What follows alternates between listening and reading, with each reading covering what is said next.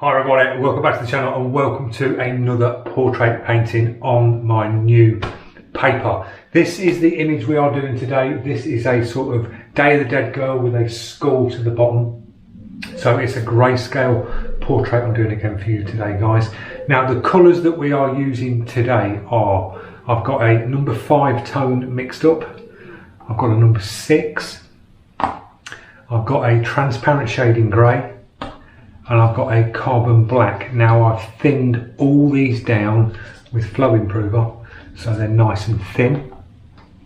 So we're going to do some soft erasing on this today, just on some of the bits for textures and things like that across the face. We will start from the face here and we will work down and then we'll finish off on the skull. Now I will talk you through this time on these pieces. I'll do a piece, talk you through it, and work my way down and then talk you through this process, and then we'll review this at the end. And then there'll be another video up today where both of this image, and I'll pop one up in the screen now, we've done this one before. I'm going to clear coat these with 2K clear coat. We're going to clear coat over the tops of this paper because this is a polyester primer that's gone down on this, and I just want to test it and see what sort of gloss levels I can get hitting this with 2K clear coat. So enjoy the video. I'll move the camera and get it as close as I can, and then I'll talk you through the intervals. Excuse the noise, that's one of the neighbours mowing his lawn. It's typical whenever I do a video, there's either pigeons flying across, someone mowing the lawn, people cutting trees down, or there's a garden party going on, so you get it in the background. So excuse the noise, guys. So I'll see you in the first time lapse.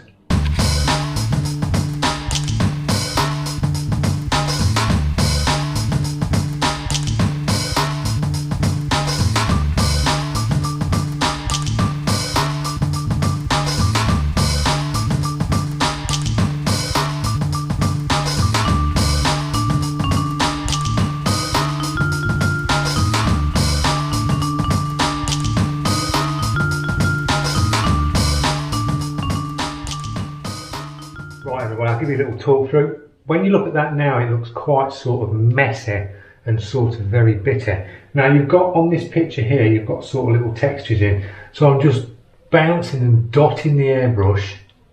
And this paint is quite wet. I can literally put my finger on it and just pull it off. So it's a very thinned out paint. But this is sort of like a base to go off. Gone in with like a 5. Then sort of went over in with a 6 and just sort of started putting these sort of like textures down in the face. I'm going to let this dry off a bit because it is because it's flow improved out with the flow improver. It's very sort of, it's keeping the actual paint wet for some time. So I'm just going to let this dry down. But that's the first sort of tones going in. As you can see, these are going to go a lot darker around here. I was just sort of putting the first pass of tones in, and now I'm going to start working in transparent grey. So put that down as a base, and now I'm going to go in with transparent grey and just start to work off of transparent grey all the way through on this now, coming up from these base colours here with the transparent on top. We'll do the same effect like this down on the skull to get the sort of textures and that sort of washiness in the skull, and then I'll work the same. I'll work transparent shade in grey, build the layers up, and then I can go in for the blacks. I'll use a carbon black but thinned out to like a transparent black, and then we'll just start building up on the blacks and sharpening things up with shields. Now the shields that I'm going to use today are my old faithful ones that are really tired now. They've got paint bits just sticking out all over them, so I'll just sort of pick the best edge I can for them. And I've also got a couple of the Scott McKay pocket graphics with a real small sort of same sort of shapes but a lot smaller. And we've got ones with little dot holes on there for the actual tiny little dots on a face on the makeup piece. We can use these just to get some nice sharp dots. When it comes to erasing, because I'm going to use transparents, I might be able to knock this golden back very slightly just to get some of these little highlights in. So we've got an electric eraser, one of these ones. I've got different like pencil erasers. I've got like a push button one where you can extend the eraser around the end, and then ones that you can sharpen with a scalpel. We've got Posca paint pens, black and white. We've got a scalpel if we need to just do some fine little scratch back techniques, but there's not really many sort of real sharp, razor sharp highlights in this because it's sort of a very soft picture. We've only got like the highlights in the eyes. We've got some little ones coming across on the skull, and the rest I can just work in with the electric eraser just to bring back some of the broader highlights in. So I'll stick on with the time lapse. I'm going to put the shading grey in, and I'm going to start working the shading grey across this and just bring this one up to life. So I'll see you in the next step.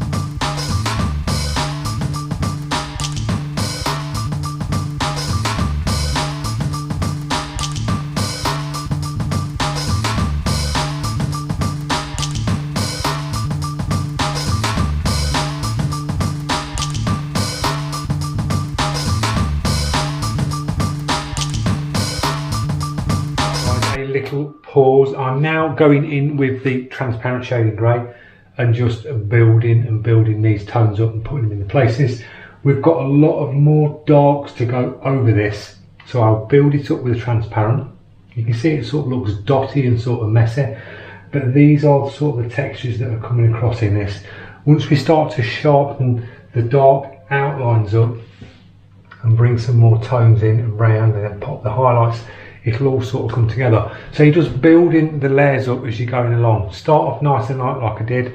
I went in with a number 6, dusted over, gave it sort of a bit of a texture, then went in with the 5, and then I'm just starting to work transparent shading grey, and I'll continue with the shading grey on all this piece here, and then I'll move on to the transparent black, and then I'll start to sharpen things up with the shields and things and putting the highlights in, and then it just sort of all comes together. So if you just take your time and work your way around the piece. I don't tend to spend too long in one area. I tend to like give it the same sort of time on each sort of piece and just move around instead of concentrating on one specific piece then moving to the next. I tend to sort of just hop over to the next piece, and just put the same amount of time and detail into each piece and just keep working it round and round and round, and then all of a sudden the picture just comes together. So basically you're just painting the shapes, following the lines where the darks and the lights are. Just start with the transparent. You can go in really light and you can just overlay it and just build it up, and it just starts layers like this, and you start to work it out. So I'll stick in another time lapse. The Infinity, my custom Infinity, is working really nice with this paint mixture. I'm running 22 psi on the main line coming in, but I've just dialed this down so you can hear that, and it's really light. I can get minimal paint down with the trigger with this mix, so I'm just working it nice and slow. So I'll see you in the next time lapse.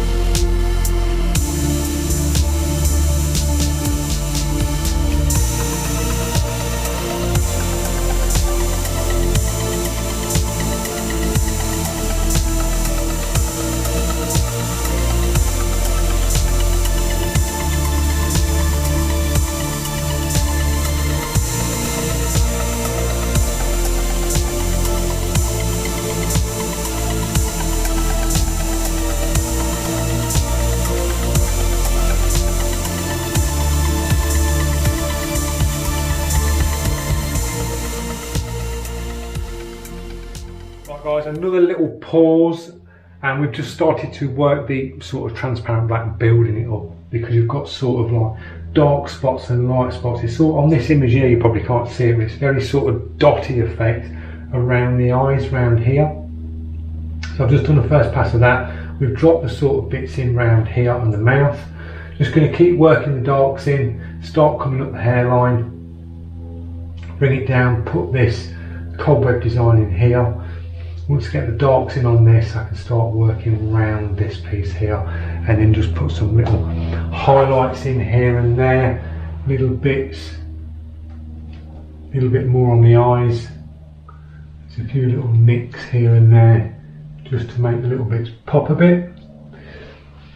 So we'll keep pressing on. I'm on the transparent black at the minute. We're going to drop back into the shading grey, and we're going to drop some of these bits around here. Start toning in here again, because this is a lot lighter. It's going to be a lot darker in here. Bit more darker here around the bottom of the mouth. The chin line here. Darker here. This is going to be a little bit darker around here. A little bit more in here. Darker. So you just got to keep sort of going across to your reference. Pick a piece, look at it, and sort of translate it across to what you're painting, and just take your time. So I'll put you into the time lapse and we'll crack on. See you in a bit.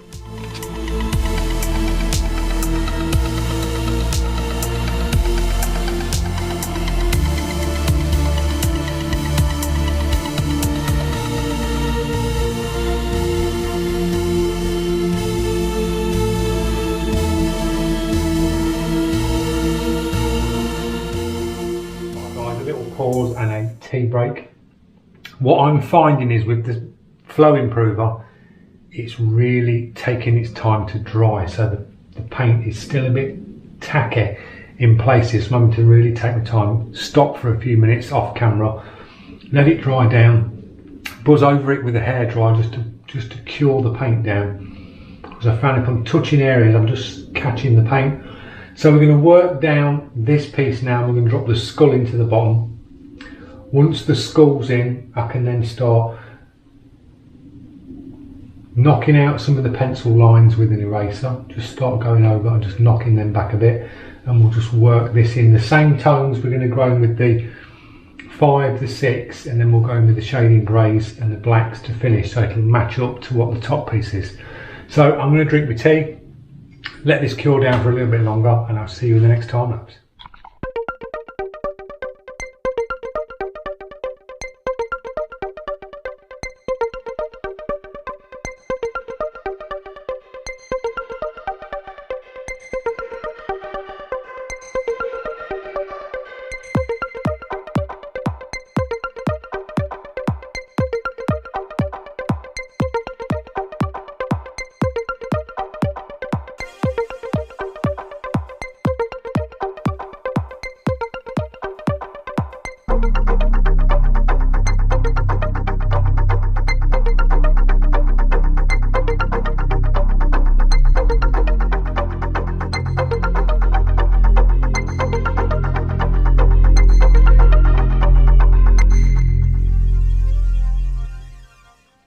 There you go, there's a little look at where we are on the skull. We've gone the same way, gone in sort of like, you can see the paint is round and it's like blotching out, but it's giving it them textures. As it's drying, it's going all sort of like mottly, and that's what I want. I've just hit this with a hairdryer. So that's like a first pass of the number 5, number 6, and I've just started to work in with the transparent grey. I'm going to start just darkening it up now, and just start dropping the darks in on the eyes, the part of the nose in here, and then I'll just work from them darks out and get the rest of this skull in, sharpen the bits up. So it's going to be the last time lapse. You'll see this skull all come together, and I'll see you at the end.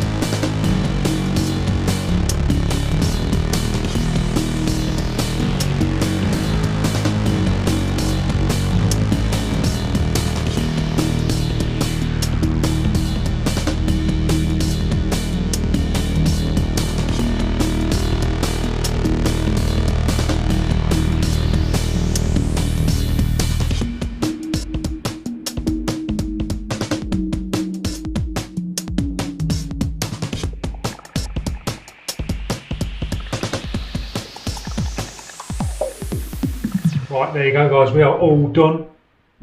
Now what makes me sort of paint quicker this way is I put the base coat colours in, and as I say, with the flow improver it really makes the paint sticky, so I've had to like sort of dry it down, and it was really hard to get like eraser techniques because it was sticky, it was just dragging the paint. So I've let it dry down a bit and just buzzed over and just pulled some highlights out just to make it pop a bit like what's on here, some of these little sharp highlights. Now I was working mainly in transparent. Now working in transparent, it can speed you up because you can go down dropping a nice first tone down, and then you can just start to build it up and build it up. So you can make your textures in the first pass, then go over the top, do a few more, and you sort of dart it in as you go. It can be a little bit tricky and daunting for a start because, like I say, most people tend to go in too dark too quick.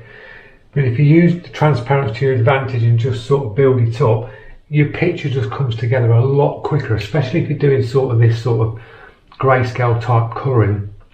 You can just buzz through it really, really fast.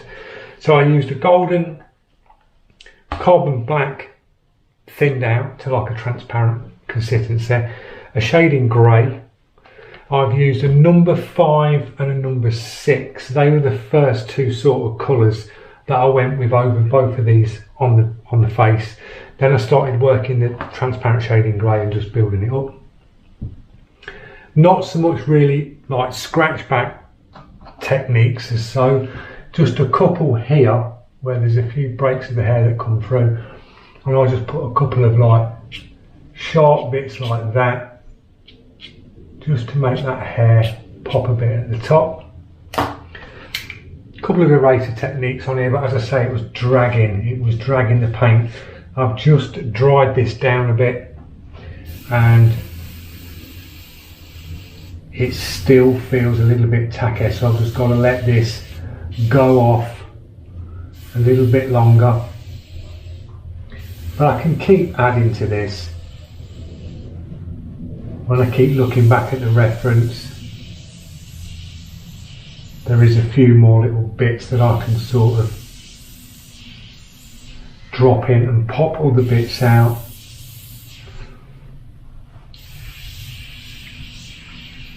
So basically all freehand on here, just buzzing round, sharpening bits up, and as I say, you can just keep adding and adding pieces to it as you go along. So that's the finished picture. Quite simple to do, just build your tones up, work it along. The paper's working out really nice, this primer paper. In the next video that's coming up, I'm going to let this one fully cure down, just clean any bits of overspray that I don't want on it, just clean them up, and then we're going to give these a coat of clear coat. So the one I did previous, I'll pop up on the screen now, we'll clear coat that one and we'll clear coat this one in 2K clear coat, so actual clear coat, and then we will polish these pieces of paper up. So I'll get this taped down to a flat surface when it's all dried, and then we'll denib it and we'll polish it with the mop and bring it to a really nice flat surface just to see how it comes out and just see how it takes to this polyester on the paper. So I hope you enjoyed the video. Don't forget, if you're new to the channel, to click that subscribe, press that notification. Drop your comments guys, tell me what you think, and drop your comments if you're liking this style that I'm doing, these sort of portraits with the little talk throughs. I'm trying to give you as much info as I can. It just saves, if I was to do like a normal full video of painting this is taken about 3.5 to 4 hours to get it to that standard there. From projecting it up, we've done about 20 minutes projecting beforehand, getting the studio set up, but 3.5 to 4 hours in to get it to this sort of finish, and that's more than good enough for a coat of clear coat. So thanks for watching, and I will see you in the next one when we clear coat these two pictures. Cheers guys.